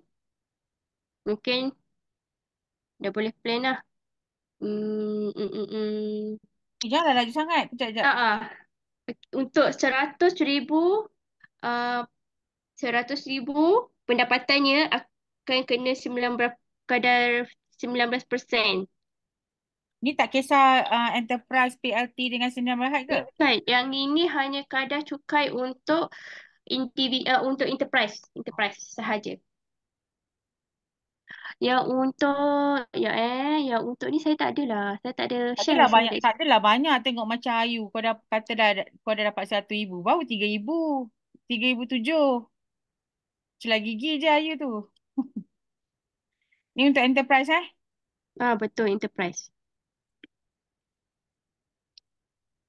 Lepas tu tapi tak tolak lagi. Kak Yan kena tolak profit kan, expenses. Dia bukan daripada pendapatan tu. Ya, belum tolak lagi. Tak silap 370 je dia bayar. Kena Dia bayar sebab kan? kena tolak dulu. Saya pelik kalau orang takut sangat dengan tax ni tau. Cubalah berkawan baik dengan tax. Nanti you punya portfolio cantik, semua orang nak berkawan dengan you. Kan? Okey, cantik. Jangan takut dengan lembaga. Lembaga untuk kita berkawan. Sebab kita memang daripada dulu dia memang dimomokkan dengan lembaga hasil kan. Lagi saya dengan Puan Latifah macam gini lah. Dengan Marina macam gini lah. Sama Zati. Okey, kat sini saya tak ada share lah. Saya tak ada share untuk kadar cukai untuk syarikat. Sebab kadar cukai untuk syarikat PLT sama je. Masih nampak tak apa yang saya share? Nampak? Kejap saya terus ke WhatsApp LHDN. Boleh? Terus masuk je. Aduh. Kadang-kadang kita ni tak tahu nak tekan yang mana satu. Tak tertekan. Bukan, kita dah tertekan. Tertekan dengan lembaga-lembaga ni. Jangan takut dengan lembaga. Puan Latifah 30 tahun kat lembaga. Satu lagi, kalau kita nak bertanya tentang cukai, jangan tanya Kak Yan. Ah, Kak Yan dia akan cakap, apa kau buat picing je. kan? Kepakaran aku lain. Tanyalah Puan Marina ke Ah. kan. Kita ada Madam Tax, kita ada YB Cukai. Tak, ni hari ni kita baru intro tau. Kita baru intro. Nanti yang dalam-dalam tu kita simpan tau. Marina dengan Puan Latifah ni kita simpan. Ni kita baru cerita 10% pun tak kot. 5% je Puan. Individu bayar zakat dapat tax rebate. Betul-betul. Wakalah zakat untuk harga sendiri. Okey, yang ini Tak saya share nampak? kat screen ni. Tak nampak Aduh, Tak, macam macam mana? ni. Zati tutup, lepas tu share balik. Okey, tutup. Tak nampak. Start sharing, share balik. Oh, ramai Okay. Saya pun nampak. Ramai je. Keramaian. So, bayarlah tax sebelum anda. Dikejar. Saya Berkawan rasa saya pun kena berkawan dengan Puan Latifah ni, antara orang-orang yang legend dalam teks ni. 30 tahun tau dekat hasil. Bayarlah Hebat. zakat sebelum anda dikejar lembaga. Kan sebelum anda dizakatkan. Dah meninggal maksudnya. Sementara Izzati nak share tu, dapat? Dapat tak? Ada Tahu lah. Nampak? Tu dah buka tu. Okey. Nah, ini yang tadi saya share dalam slide tadi tu adalah kadar cukai untuk enterprise ataupun atas nama individu. Yang sekarang saya share ni adalah atas nama atas company Senyap Berhad ataupun PLT. Biasanya sekarang ni tahun 2023 ni kadar cukai dia dah dikurang, dapat kurang lah, ada 15% untuk 150,000 yang pertama. Dikurangkan. Kalau ikutkan tahun lepas 17% tahun lepas. 600,000 pertama 17%. Tapi tahun 2023 kerajaan dah bagi kita kurangkan lagi teks. Tapi dia banyakkan pula yang lebih 600,000 tu. Macam tu Yang 6,000, yang 600,000 ke atas tu sampai 24% tau. So semua orang kena sangat bersyukur tau. Sebab kita ambil 20% je. Kita pun bayar 24%. Okay.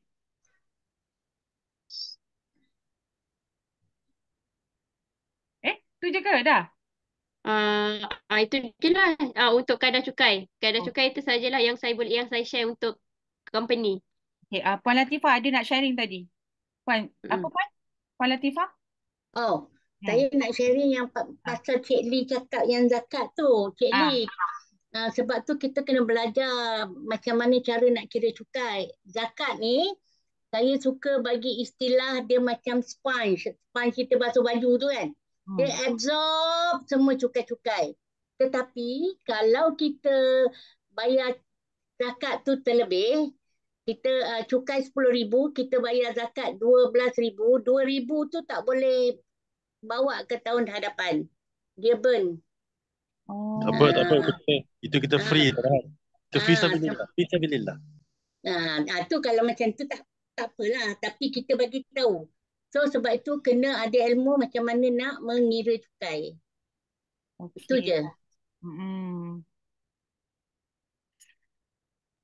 Lagi satu, kalau tak bayar langsung kepada LHDN, kalau ada refund dia tak bagi lah. Sebab dia kena kita contribute kat dia baru dapat refund tu kan. Betul YB. YB. YB cukai. YB cukai. Ya, apa? Ya, Kak Ina kata, kalau kita tak contribute langsung kepada LHDN, contohnya kita buat-buat, submit, lepas tu kita sepatutnya dapat refund. Tapi sebab kita tak contribute, maknanya dia tak kasihlah refund kat kita. Income tax tak zalim macam itulah. Sebab saya pernah buat, lepas tu saya arrange balik, sebab saya jenis yang dapat saham ke macam tu kan, GLC punya saham. Jadi menyebabkan tiba-tiba terlebih. Jadi saya rasa macam alamak sepatutnya saya dapat refund. Kenapa Tapi tak sebab minta? zakat saya terlebih bayar. Sebab saya tak contribute kepada LHDN. Sebab saya tak contribute that year. 100% dari zakat. Oh, Ah, saya rasa macam ni. Sebab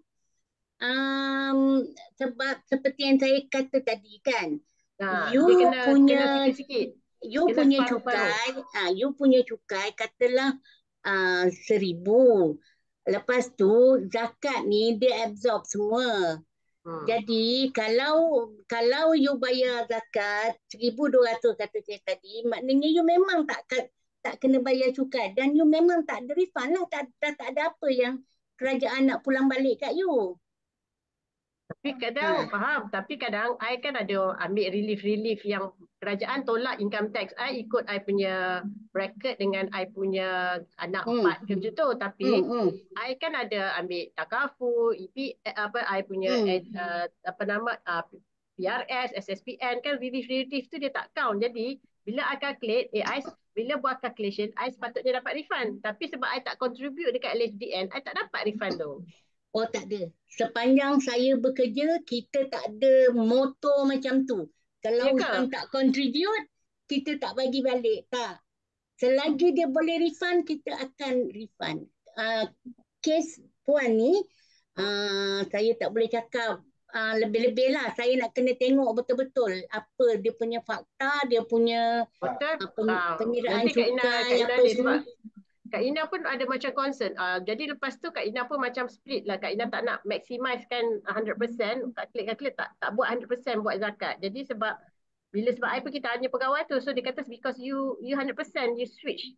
Katalah I kena bayar setiap bulan. Dia absorb lah zakat tu. Dia absorb zakat tu menyebabkan I sepatutnya dapat relief, I tak dapat. So I debate lah kenapa tak dapat. So dia kata sebab you tak contribute. So lepas tu I buat macam katalah I buat macam gaji I kata 5,000 tax zakat tax tu I buat macam 20 3,000 I buat zakat, 2,000 I kepada LHDN. Sebab based on that advice that year lah kan. Okay. So tak buat 100% lah. Tu kena tengok betul-betul tu. Tak boleh nanti korang takut salah bagi fakta kan. Kan susah. Ya, betul-betul. Okay. Sorry Zati. Zati sekejap lagi satu. Mungkin ni saya nak tanya Captain Fazil lah kot kalau dia boleh unmute. Tentang yang ni agama sikit lah. Contohnya macam ni zakat perniagaan adalah zakat yang kita bayar dia panggil kiraan setahun lah. Kita panggil apa tu nama dia? Setahun tu? Haul. Yang penting haul Kak. Haul. Yes, haul. Haul. Bermaksud zakat perniagaan adalah cukup haul setahun. Berapa kita untung dalam perniagaan tu kita kena zakatkan 2.5%. Okey. Contoh tahun 2022 dah dapat satu nilai. So nilai tu dia kan pada tahun 2022 pun kita bayar zakat yang bulan-bulan tu kan. Okey, saya pernah mengalami situasi macam ni. Bila kita sharing tentang zakat perniagaan yang kita bayar bulan-bulan tu dalam kita punya zakat perniagaan dekat Maybank ke kat mana-mana, saya dapat satu feedback di mana kita kena cukup haul untuk bayar zakat perniagaan. Jadi, zakat yang saya bayar tahun 2022 tu, bila saya bayar di bulan-bulan, sebenarnya dia tak cukup haul. Jadi, macam mana kaedah kita nak pastikan yang kita bayar itu adalah zakat untuk satu haul yang sempurna. Macam mana? Allah. Assalamualaikum Kak Yan. Petik nama saya Kak Yan. Okeylah. Tapi ini sekadar untuk perkongsian apa yang kita pernah tanya pada guru kami di pondok lah berkaitan hukum. Okey. Kalau zakat yang kata pendapatan memang dia kena ikut haul. Haul maknanya kena perniagaan. Zakat pendapatan boleh bulanan. Sebab kita dapat kan. Haul. Okey. Dia pasal orang kata apa? Kalau pendapatan tu pun nak kena check balik. Tapi kesimpulannya bila dia kata tahunan tu perniagaan kat yang katakan. dia kena tunggu tahun depan, tunggu report berapa haul untuk tahun lepas daripada Jabatan Agama kan. So kalau lepas pada tu baru kita bayar. Bayar mengikut kita punya kira-kira tu lah kalau lepas tu. Untuk cara pula macam yang kalau macam ada kita orang aplikasi kan. So kalau nak buat bayar bulanan sekalipun lah, tak nak orang kata apa, tak nak ada masalah nanti kemudian duit nak bayar zakat tak ada. So tiap-tiap bulan buat satu akaun ataupun memang satu tabung khas kata untuk zakat. Tapi bukan bayar ke tempat zakat tau. Itu simpanan kita simpan. Tiap-tiap bulan Kayan kata nak bor 1,000 contoh lah. 1,000, 2,000, 3,000. Okay. So tahun depan kira kalau lepas haul nak bayar, pakailah duit tu. Kalau kata nak buat asing sebelah bulanan lah. Tapi sebenarnya kena tunggu sampai habis tahun, dapat report haul berapa, kita kira berapa total pendapatan kita. Dari situ baru kita tahu berapa banyak zakat dan time tu lah baru kita bayar zakat. Itu kalau daripada yang kami tanya pada itulah. Kalau contoh macam ni, setiap bulan Kak Yan akan allocate terus gerbuk masuk dekat dalam Maybank Zakat Perniagaan. Bila Zati dah kira, so Zati akan bagilah bayaran untung bersih berapa. Contoh dekat situ bila dia dah kira, Kak Yan pun kira balik, aku kena bayar zakat contoh 30,000. Kak Yan dah bayar bulan-bulan ni contohnya dalam 25,000. So Kak Yan top up 5,000. Okey tak? Dia macam ni, dia zakat dia kena akad Kak Yan.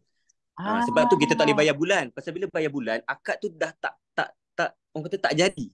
Dia akad tu kena setahun tu. So dekat account reserve tu, tak kisah Kak Yan nak letak berapa pun, benda tu bukan yang jangan kata nak ni just niat je. Okay, ni duit ni aku simpan nak bayar zakat. Itu je. Time bayar zakat nanti, time tu lah baru kita akad niat kita tu. Okey, di sini adalah aku bayar zakat tahunan bagi pendapatan perniagaan tahun depan. Itulah ikut akad kita lah. Baru dia kata apa zakat tu perniagaan tu dikira. Kisah. Yelah, sebab sekarang kan ada yang pakai online ni kan. Tapi betul, masa dulu bila dia beza tau. Masa saya bayar zakat fizikal dan bila Amil baca doa kan, lepas doa Amil baca tu kan doa waktu paling mustajab kan. Betul. Saya rindu tau waktu macam tu. Masya Allah. Maksudnya sekarang Kak Yan kena letak kat satu tempat tahun 2024 ni nanti. Aku letak dia dekat satu tempat. Habis 2024, Zati dah kira apa bagai, pukul berapa, Kak Yan ambil duit yang tadi tu, kita pergi bayar zakat satu haul. Ya, betul. Macam zakat tahunan, zakat perniagaan untuk tahun, untuk haul 2023 macam tu. Betul. Nak tanya, saya praktiskan setiap bulan untuk pergi ke pusat zakat. Tapi yang mengelola zakat terima tu, dia tak cakap apa yang macam mana Kapten cakap. Dia terima je, okey, untuk bulan ni. Jadi untuk perniagaan. So dia bacalah doa zakat perniagaan untuk bulan ni. Dia tak cakap seperti mana yang Kapten cakap tau. Yelah, mana dia datang bulan-bulan. Kadang-kadang orang lain yang serve Cik Lee. Takut dia pernah. Dulu saya macam tu Cik Lee. Kita pergi pusat zakat. Kita pergi zakat. Dia counter. Memang setiap bulan kita pergi counter. Dan sepatutnya dia advice kita lah. Untuk ni mesti kan kena cukup haul. Tapi dia terima je. Dia tak cakap apa. Dia terima je. Sebab tu yang diorang pentingkan yang zakat. Itu masalahnya kita sekarang ni kan. Masalah dia sekarang kadang-kadang orang tak faham. Kadang-kadang orang kat kaunter tu dia macam terima lah. Dia tak faham yang hukum yang sebenar je. Diorang kerja. Dan dia kalau dah terbuat macam tu, bayar yang kita, mana? Pendapatan ke, perniagaan ke, dia kena satu cukup haul. Tapi ni saya berkongsi because kami sendiri kawan-kawan berniaga semua pernah tanya teruslah dengan guru kami yang memang mengajar hukum dan itu yang dia cakap tu. So saya sampaikanlah, wallahu a'lam bishawab. Terima kasih Kapten. Nasib baik aku panggil Kapten ni. Aku cari siapa yang pakai serban ni. Mana ada. Ngam-ngam Kak Yan. Saya tengah ada benda ni tadi. Ngam-ngam Kak Yan sebut saya dengar. Ya Allah. Cik Lee, kita kena bayar macam tu Cik Lee. Kita ikut cukup haul. Okay. Yalah, kalau ikut memang kita belajar dari sekolah tu memang haul. Kita faham. Tapi bila kita pergi pejabat agama zakat tu, dia terima je. Dia tak ada cakap apa-apa. Dia terima. Jadi kita ingat Cik Lee bayar yang setahun punya. Padahal Cik Lee macam tu niat sebulan tak boleh. Tak ada istilah sebulan. Satu haul. Memang kita untuk bulan-bulan. Kita bayar untuk bulan-bulan. Memang kita angkat tu, kita sebut. Untuk bulan Disember, untuk bulan November, kita sebut. Memang kita sebut. Ini tak meneluk sikit. Macam masa tengah ustaz pula kata Kak Yana buat macam bulan puasa. Lepas tu dia kata kira haul you tu ikut senang bulan puasa. Bulan puasa settlekan semua dia cakap tu.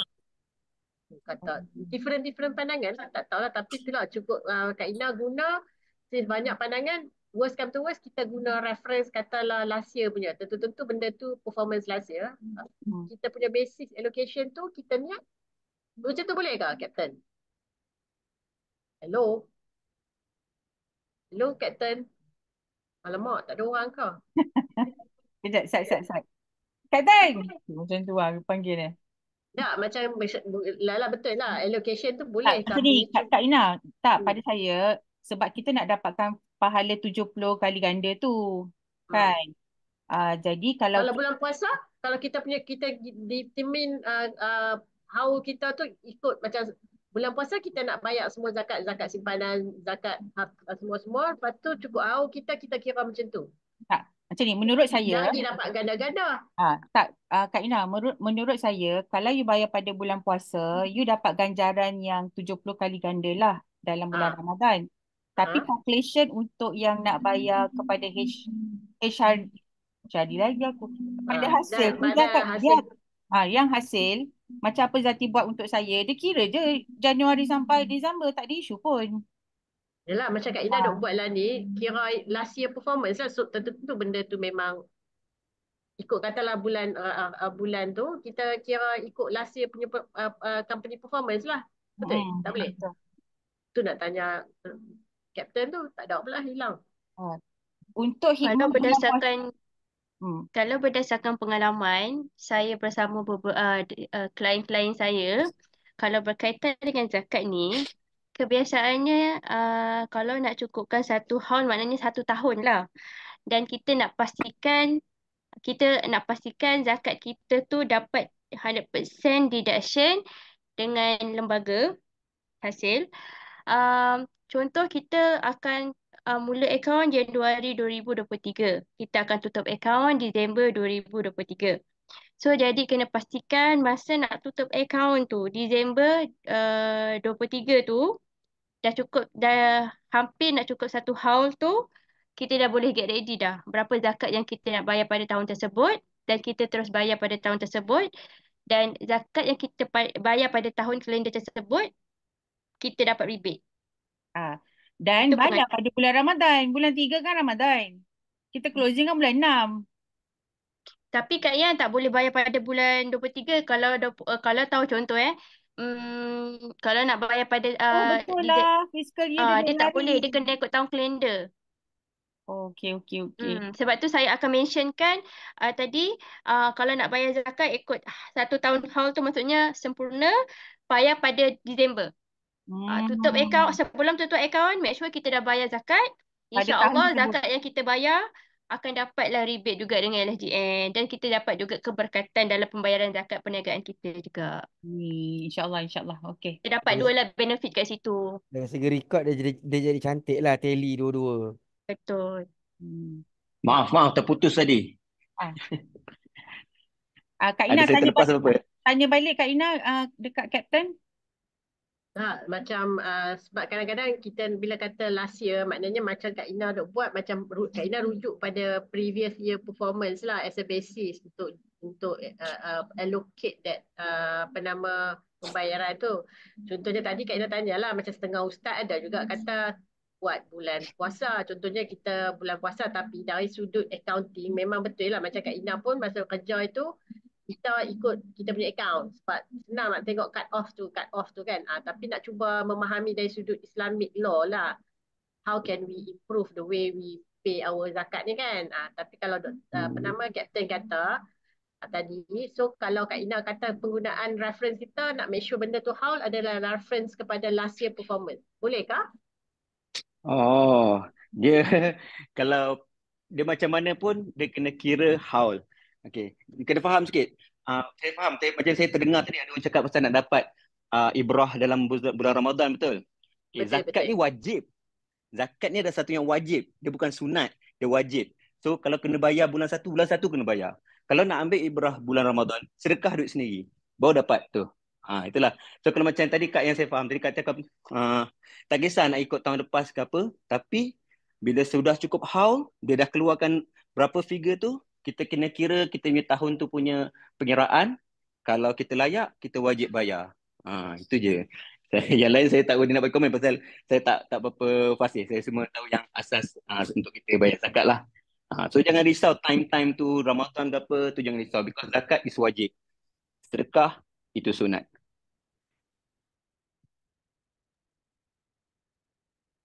So Ya. kalau macam tadi, macam our accountant advice, dia katalah cut off account kita Disember. So maknanya kita sebelum Disember tu kita bayar lah supaya kita dapat rebate tu kan. Betul?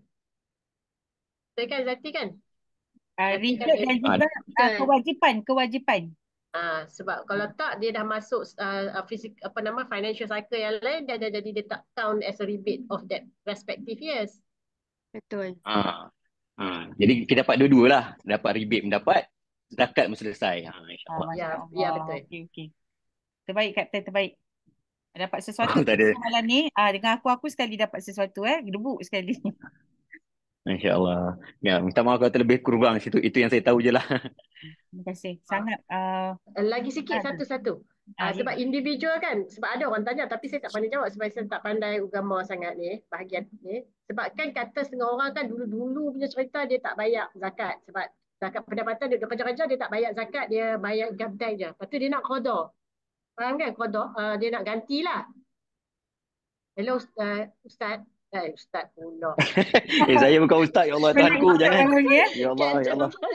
Kawan Kak Ina kat ni. Tapi bila kau pakai nampak tepat tu panggil kau ustaz pula. Okey, Kapten. Pandangan Kapten yang bab kan ada orang tanya Kak Ina, bila Kak Ina bercakap ni ada orang tanya soalan yang mencabar macam ni. Dia kata saya dulu-dulu duk kerja macam lupa nak terlepas pandang, lepas tu dia kata dia nak qada. Kak Ina macam tu macam mana? Dia macam ni kan. Dia kalau benda-benda berkaitan hukum ni, dia kena dengan ahli dia.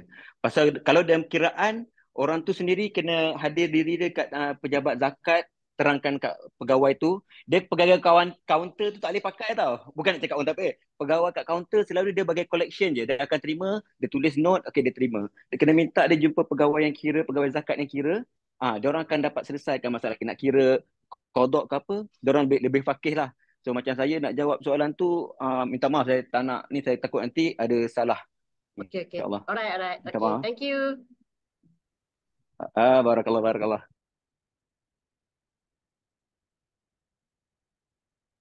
Okay, lepas ni Kak Yan kena buka pula kelas. Panggil orang daripada zakat pula. Okey. InsyaAllah. Kak Yan sebenarnya dah WhatsApp Ustaz Samsul Debat sebab satu sekolah dengan dia. Tapi dia tengah buat umrah sekarang. InsyaAllah lah. Tapi Kak Yan minta tajuk adab dalam belajar. InsyaAllah lah. Okey. Kita panggil lah Ustaz-Ustaz pula nanti juga. Sesi-sesi akan datang. Okey, teruskan Zati. Anak kau dah tidur tak? Dah pukul 11. Teruskan. Dah mengetuk-ngetuk dah ni. Allah.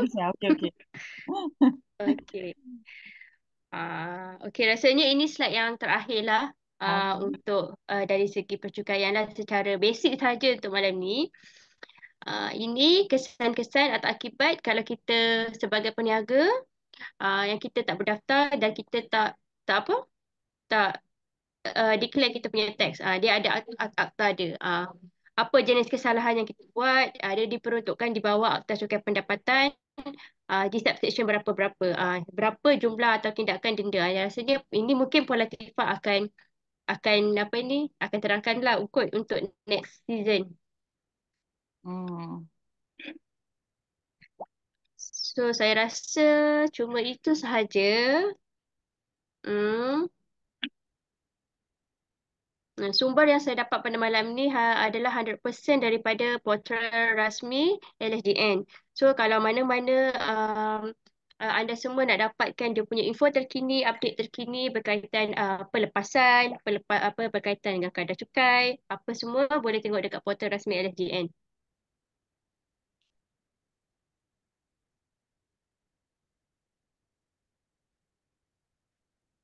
Sebagai trainer, anda mesti nak bantu ramai orang buat income kan?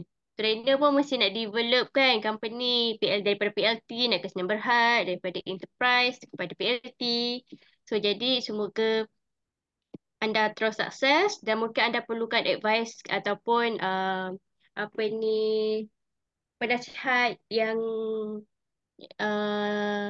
dalam bidang ini, bolehlah hubungi saya. InsyaAllah saya boleh bantu setakat mana yang saya boleh tolong lah.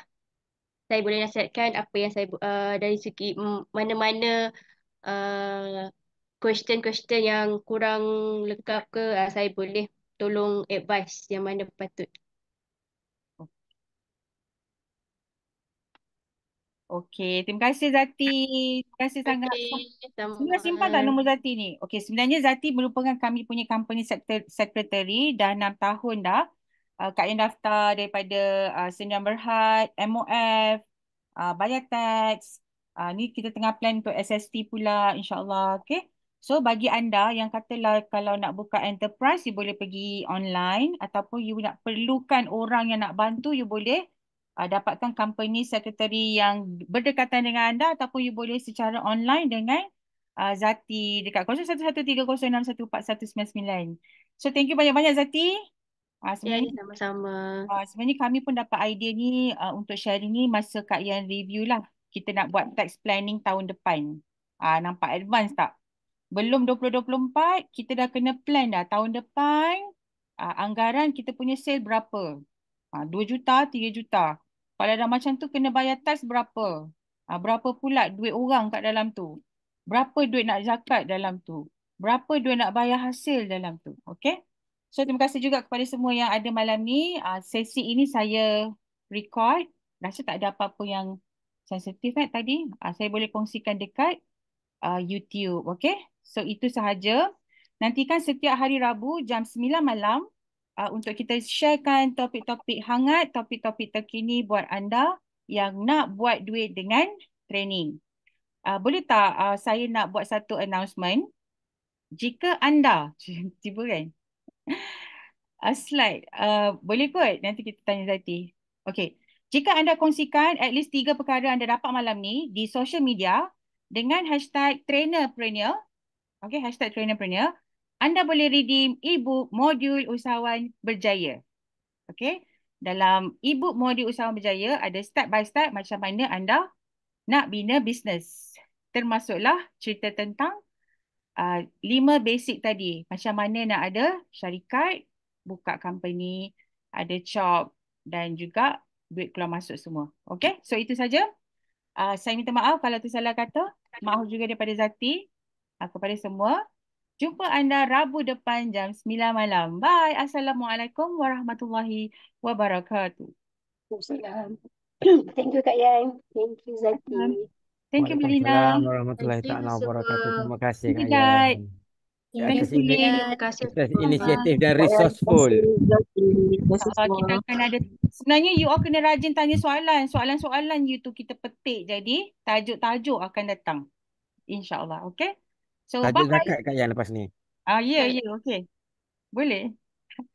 Thank you KD. Take care semua. Bye-bye. Assalamualaikum. Salam. Bye. Ingat kalau ada nombor 1 dekat penyata LSDN tu maksudnya diri tu nombor Ini 1. tu Okay. Oh, boleh buat Ada 2. investigation. You kau tengok you ada tak nombor 2? Bila husband buat e-filing tu bolehlah jenguk-jenguk. Kak Yan, dia Kak ada Yan nombor tak, 2. Kak Yan takut aku punya je nombor 2. Tante Ayu punya ada 2 kat belakang. Kan, aduh, lemah. Okay, bye. Bye.